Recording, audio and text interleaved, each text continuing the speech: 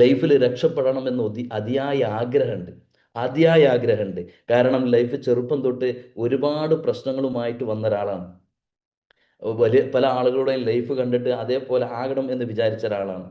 നല്ല രീതിയിൽ പൈസ ഉണ്ടാക്കിയിട്ട് നല്ല ഒരു ലൈഫ് സ്റ്റൈൽ കൊണ്ടുപോകണം എന്ന് ആഗ്രഹിക്കുന്ന ഒരാളാണ്. അങ്ങനെ പ്രാർത്ഥിച്ച് പ്രാർത്ഥിച്ച് പ്രാർത്ഥിച്ച് എനിക്ക് ഈ കൊറോണ സമയത്താണ് ഈ ഒരു അവസരം, എനിക്ക് ഫേസ്ബുക്ക് ത്രൂ പരിചയപ്പെട്ട നുസൈബ മാഡം വഴി ഈ ഒരു ഓപ്പർച്യൂണിറ്റി എൻ്റെ അടുത്തേക്ക് എത്തുന്നത്. അന്ന് ഞാൻ പലചരക്ക് ഷോപ്പ് നടത്തിക്കൊണ്ടിരിക്കുകയാണ്.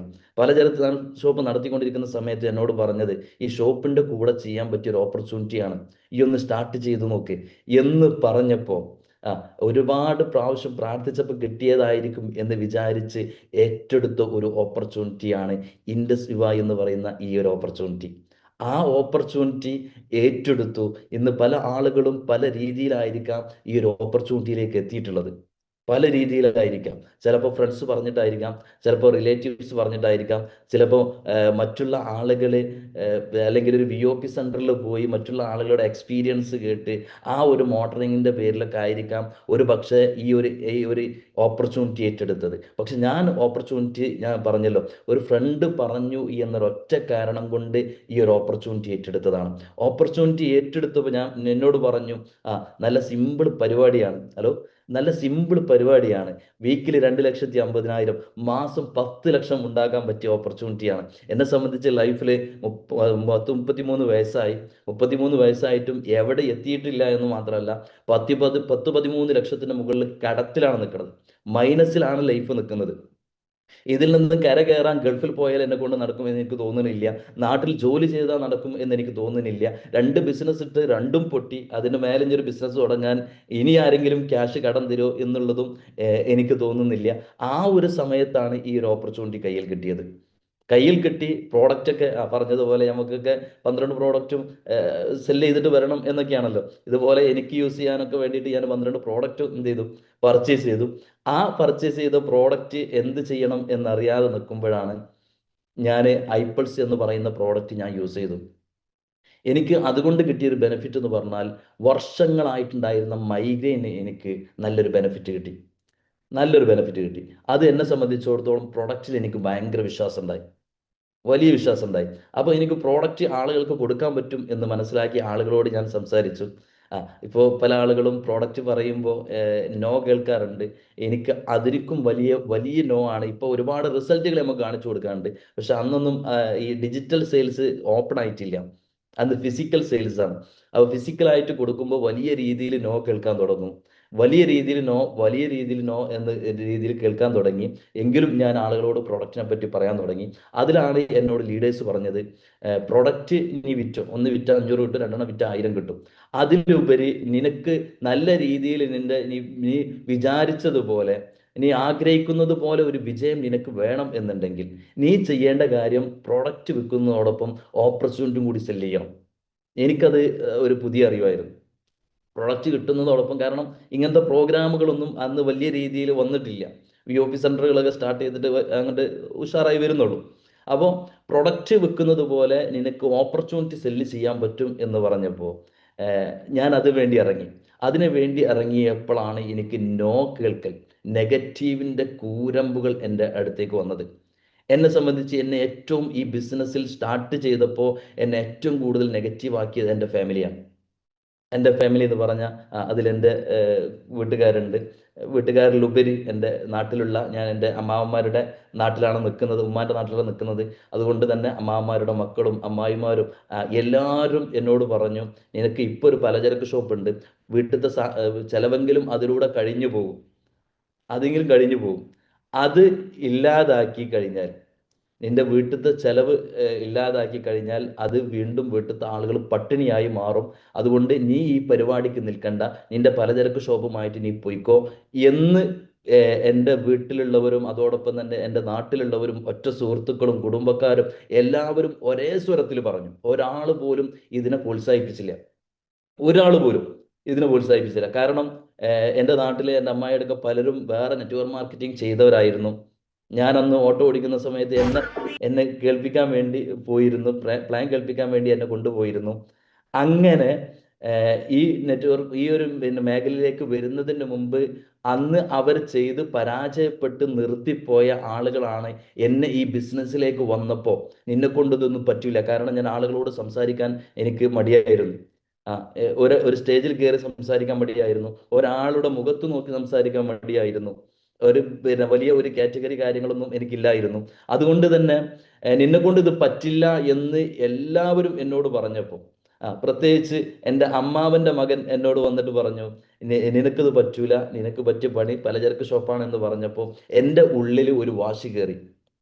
കാരണം എന്നെ സംബന്ധിച്ച് എന്നെ പറ്റി മറ്റുള്ള ആളുകൾ വിലയിരുത്തിയിരിക്കുന്നത് ഇവൻ ഒന്നിനും കൊള്ളാത്തവനാണ്, ഇവൻ ഒന്നിനും പറ്റാത്തവനാണ് എന്നുള്ള രീതിയിലാണ് എന്ന് എനിക്ക് മനസ്സിലായപ്പോൾ ഇതൊന്ന് തിരുത്തി കാണിക്കണം, ഇതൊന്നും മറിച്ച് പറയിപ്പിക്കണം എന്നുള്ള ഒരു ത്വര എൻ്റെ ഉള്ളിലേക്ക് വളർന്നു. ആ വളർച്ചയാണ് എന്നെ സംബന്ധിച്ചിടത്തോളം ഈ ബിസിനസ്സിന്റെ തുടക്കത്തിൽ ഈ ബിസിനസ്സിൽ പിടിച്ചു നിൽക്കാൻ വേണ്ടി എന്നെ പ്രോത്സാഹിപ്പിച്ചത്. നെഗറ്റീവ് കിട്ടിയത് കൊണ്ടാണ് ഞാൻ ഈ ബിസിനസ്സിൽ അന്ന് പിടിച്ചു നിന്നത്. ഒരുപക്ഷെ അന്ന് ഇവർ പ്രോത്സാഹിപ്പിച്ചിരുന്നുവെങ്കിൽ, അന്നൊരു പക്ഷെ ഇവരെല്ലാവരും എന്നെ ഒന്ന് ഇത് നല്ല പരിപാടിയാണ് എന്ന് പറഞ്ഞിരുന്നെങ്കിൽ ഒരു പക്ഷെ ഞാൻ ഇവിടെ ഉണ്ടാവുമായിരുന്നില്ല. ഞാൻ എന്ത് ചെയ്തു, എനിക്ക് ഇത് പഠിക്കാൻ വേണ്ടിയിട്ട് എല്ലാ പ്രോഗ്രാം സെന്ററുകളിലും ഞാൻ പോകാൻ തുടങ്ങി. എന്നെ സംബന്ധിച്ച് പലചരക്ക് ഷോപ്പിൽ ഒരാളെ നിർത്തിയിട്ട് പോവുകയാണെങ്കിൽ 500 രൂപ മിനിമം കൊടുക്കണം, കച്ചവടം കുറവാണ്. ഇനി ആരെങ്കിലും കിട്ടിയിട്ടില്ലെങ്കിൽ ഷട്ടർ ഇട്ട് പോയാലും കച്ചവടം ഇല്ലാതെയോ.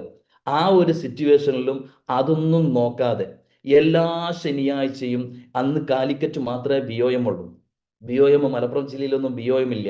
എല്ലാ ശനിയാഴ്ചയും BOMന് ഞാൻ മലപ്പുറം മഞ്ചേരിയിൽ എൻ്റെ സ്കൂട്ടി, എനിക്ക് കാറില്ല, സ്കൂട്ടി മഞ്ചേരി നിർത്തും. എന്നിട്ട് ബസ്സിൽ കയറിയിട്ട് ഞാൻ കാലിക്കറ്റിൽ അലീസാറ BOM കേൾക്കാൻ വേണ്ടി പോകും എല്ലാ ശനിയാഴ്ചയും. ശനിയാഴ്ച എന്നൊരു പറഞ്ഞ ദിവസം ഉണ്ടെങ്കിൽ അന്ന് എൻ്റെ ഷോപ്പ് ഷട്ടർ ഇട്ടുണ്ടാവും, ഒന്നില്ലെങ്കിൽ ആളെ ഏൽപ്പിക്കും, അല്ലെങ്കിൽ ഷട്ടർ ഇട്ടുണ്ടാവും. എന്നിട്ട് അവിടെ പോകും, അത് കേൾക്കും. രാത്രി 8 മണിക്ക് 9 മണിക്കാണ് നാട്ടിലെത്തുക. കാരണം ബ്ലോക്കും കാര്യങ്ങളൊക്കെ കഴിഞ്ഞ് ബസ്സിലാണ് പോയത്. അതൊക്കെ കഴിഞ്ഞെത്തുമ്പോഴത്തേക്ക് അത്യാവശ്യം നല്ല ടൈം ആവും. അതിനുശേഷം ഞാൻ BOM എനിക്ക് കിട്ടുന്ന സമയത്ത് ഈ പറഞ്ഞതുപോലെ ഒന്ന് നെഗറ്റീവിലേക്ക്, അല്ലെങ്കിൽ നെഗറ്റീവ് കേട്ട് കേട്ട് കേട്ട് മൈൻഡ് ഒന്ന് ഡൗൺ ആയി വരുന്നുണ്ടെങ്കിൽ ഒരൊറ്റ ദിവസത്തെ ശനിയാഴ്ചത്തെ BOM കേട്ട ഒരാഴ്ചക്കുള്ള ചാർജ് കിട്ടും, ഒരാഴ്ചക്കുള്ള ചാർജ് കിട്ടും. പിറ്റേന്ന് ദിവസം തൊട്ട് നമുക്ക് വീണ്ടും ആളുകളോട് ഓപ്പർച്യൂണിറ്റി പറയാനുള്ള ഒരു മൈൻഡ് സെറ്റ് വരും. അങ്ങനെ ഞാൻ ഓപ്പർച്യൂണിറ്റി പറയാൻ വേണ്ടി ആളുകളിലേക്ക് ഇറങ്ങി. എൻ്റെ ബെസ്റ്റ് ഫ്രണ്ട്സിനോട് ഞാൻ പറഞ്ഞു, എൻ്റെ റിലേറ്റീവ്സിനോട് എല്ലാ വീടുകളിലും കയറിയിട്ട്, എൻ്റെ കുടുംബത്തിലുള്ള എല്ലാ വീടുകളിലും കയറിയിട്ട് ഞാൻ പറഞ്ഞൊരു കാര്യം, ഞാൻ ഇപ്പോൾ ബിസിനസ് സ്റ്റാർട്ട് ചെയ്തിട്ടുള്ളൂ, ഇതിൽ റൂബി എക്സിക്യൂട്ടീവ് എന്ന് പറയുന്ന ഒരു റാങ്ക് ഉണ്ട്, ആ റാങ്കിലേക്ക് എത്തിക്കഴിഞ്ഞാൽ എനിക്കൊരു പക്ഷെ നിങ്ങളെ നോക്കാൻ പറ്റില്ല. ഇപ്പൊ നിങ്ങൾ എൻ്റെ കൂടെ വന്നു കഴിഞ്ഞാൽ നിങ്ങൾ എനിക്ക് നല്ല രീതിയിൽ നോക്കാൻ പറ്റും. എപ്പോഴാണ് ഞാൻ പറയുന്നത്, ബിസിനസ് സ്റ്റാർട്ട് ചെയ്ത് ഒന്നും അറിയാത്ത സമയത്താണ് ഞാൻ എൻ്റെ അമ്മായിമാരോടൊക്കെ പോയി പറയുന്നത്, ഇപ്പൊ എൻ്റെ കൂടെ നിന്നാൽ ഞാൻ രക്ഷപ്പെടുത്തി തരാം. ഇനി കുറച്ച് കഴിഞ്ഞാൽ റൂബിയിലേക്ക് എത്തും. റൂബിക്ക് എത്തിക്കഴിഞ്ഞിട്ട് എൻ്റെ കൂടെ നിങ്ങൾ വന്നു കഴിഞ്ഞാൽ ഒരു പക്ഷെ നിങ്ങൾ എനിക്ക് നോക്കാൻ പറ്റില്ല. അപ്പൊ എൻ്റെ കൂടെ കുറെ ആളുകൾ ഉണ്ടാവും. ഇതൊക്കെ പറഞ്ഞപ്പോൾ അവരൊക്കെ എന്നെ കളിയാക്കിയിട്ട് പറഞ്ഞു, ഈ രക്ഷപ്പെട്ടാൽ മതി, ഈ രക്ഷപ്പെട്ടിട്ട് ഞങ്ങൾ വരാം. ഇപ്പൊ പല ആളുകളും കേൾക്കുന്ന ഒരു സാധനം ഇതായിരിക്കും, ഈ രക്ഷപ്പെട്ടിട്ട് ഞങ്ങൾ വരാം. ഇങ്ങനെ എന്നോട് പറഞ്ഞ സമയത്ത് ഞാൻ എല്ലാവരോടും പ്ലാൻ പറഞ്ഞു, കുടുംബത്തിൽ എല്ലാവരോടും പറഞ്ഞു, ഫ്രണ്ട്സിനോട് എല്ലാവരും പറഞ്ഞു. പക്ഷെ അവരൊന്നും സ്റ്റാർട്ട് ചെയ്തില്ല. ഫ്രണ്ട്സിൽ ആദ്യം തുടക്കത്തിൽ 1 2 3 ആൾക്കാർ സ്റ്റാർട്ട് ചെയ്തു. അവരാരും പ്രോഗ്രാമിന് ഞാൻ വിളിക്കുമ്പോൾ വരൂല, അവരൊന്ന് വിചാരം ഞാനൊന്നും ഇതിൽ രക്ഷപ്പെടൂല എന്നായിരുന്നു. അങ്ങനെ ഞാൻ പ്രോഗ്രാം പോകാൻ തുടങ്ങി. ഇപ്പോൾ ഇന്ന് ഇവിടെ വരുന്ന നമ്മളെ RK സാറിന് ഒരു പ്രാവശ്യം ഞാൻ സ്റ്റാർ 250 500 നിൽക്കുന്ന സമയത്ത്, തുച്ഛമായ വരുമാനമുള്ള സമയത്ത്, മഞ്ചേരി VOP സെന്റർ എന്ന്, അതായത് BOM സെന്റർ എന്നിട്ട് ഒരു പ്രാവശ്യം കണ്ട സമയത്ത് ഞാൻ പറഞ്ഞു, സാറേ ഞാൻ ഇങ്ങനെ ഇപ്പോൾ സ്റ്റാർട്ട് ചെയ്തിട്ടുള്ളൂ, കുറച്ചായിട്ടുള്ളൂ, സ്റ്റാർ 250 സ്റ്റാർ 500 നിൽക്കുന്ന സമയമാണ്, വരുമാനമൊക്കെ കുറവാണെന്ന് പറഞ്ഞപ്പോൾ എന്നോട് RK സാർ പറഞ്ഞൊരു കാര്യം, പേര് ചോദിച്ചു, ഷംസു ആണോ, ഷംസു നീ കണ്ടിന്യൂസ് ആയിട്ട് പ്രോഗ്രാം അറ്റൻഡ് ചെയ്യാം, ഇന്നല്ലെങ്കിൽ നാളെ നിന്റെ മാവും പോക്കും. ഹലോ, ഇന്നല്ലെങ്കിൽ നാളെ നിന്റെ മാവും പോക്കും. അത് പറഞ്ഞതുപോലെ ഞാൻ കണ്ടിന്യൂസ് ആയിട്ട് പ്രോഗ്രാം, ഒരാളോടും ഒരു പരിഭവം പറയാതെ, ഒരു ലീഡേഴ്സിനെ വിളിച്ചിട്ടും ഒരു പായരും പറയാതെ കണ്ടിന്യൂസ് ആയിട്ട് ഞാൻ പ്രോഗ്രാം അറ്റൻഡ് ചെയ്തു. ഒരു വർഷം കൊണ്ട് ഈ ബിസിനസ്സിലൂടെ, ഫസ്റ്റത്തെ ഒരു വർഷം കൊണ്ട് ഈ ബിസിനസ്സിലൂടെ പ്രോഗ്രാം ടു പ്രോഗ്രാം പങ്കെടുത്ത് ഞാൻ ആകെ നേടിയത് 1,04,000 രൂപയാണെങ്കിൽ, കഴിഞ്ഞ 3.5 വർഷം കൊണ്ട് എൻ്റെ അക്കൗണ്ടിലോട്ട് ടോട്ടൽ വരുമാനം വന്നത്, ഹലോ, അത് കഴിഞ്ഞ് 2.5 വർഷം ടോട്ടൽ എൻ്റെ അക്കൗണ്ടിലോട്ട് വന്ന വരുമാനം 55 ലക്ഷത്തിന് മുകളിലാണ് ഈ ബിസിനസ്സിലൂടെ ഞാൻ വഴങ്ങിയത്. നിങ്ങളൊന്ന് ആലോചിച്ച് നോക്കുകയാണെങ്കിൽ, ജോലി ചെയ്തപ്പോൾ എനിക്ക് കിട്ടിയിരുന്നത് 15,000 രൂപയായിരുന്നു. 15,000 രൂപ വെച്ചാണ് നിങ്ങൾ കാൽക്കുലേഷൻ ചെയ്യും. 55 ലക്ഷം കിട്ടണം എന്നുണ്ടെങ്കിൽ എത്ര മാസം ഞാൻ ജോലി ചെയ്യണം? എത്ര മാസം? 10-30 വർഷം ജോലി ചെയ്താൽ കിട്ടുന്ന വരുമാനം കഴിഞ്ഞ 3.5 വർഷം കൊണ്ട് ഇൻഡസ്ട്രി വേയിലൂടെ എനിക്ക് നേടിയെടുക്കാൻ പറ്റി.